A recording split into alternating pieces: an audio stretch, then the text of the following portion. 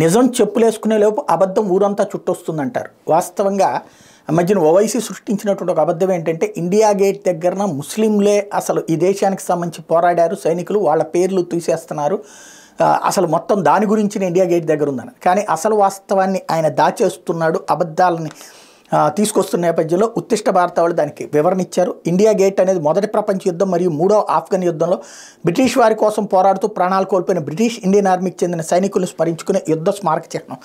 December 1917లో ఉనికిలోకి వచ్చిన imperial war grains commission ప్రకారం ఇండియా గేట్ నిర్మించబడింది.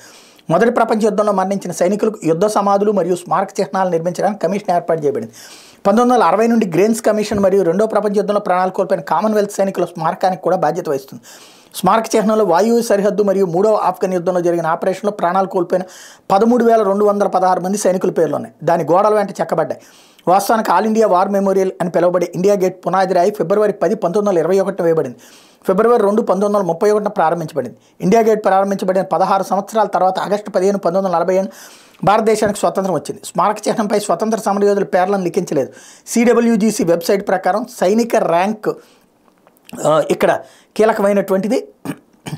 ఇందులో ఇండియా సైనిక ర్యాంకు, జాతి లేదా మతం కారణంగా ఎటువంటి భేదం ఉండకూడదు. స్మారక చిహ్నంపై పేర్లు చెక్కబడిన సైనికులందరి వివరాలు కూడా వెబ్సైట్లో ఉంటాయి. సిడబ్ల్యూజీసీ వెబ్సైట్ ప్రకారం ఇండియా గేట్లో 12,260 మంది భారతీయ సైనికులు, 959 మంది బ్రిటిష్ సైనికులు మరియు ఒక ఆస్ట్రేలియన్ సైనికుడి పేర్లు ఉన్నాయి.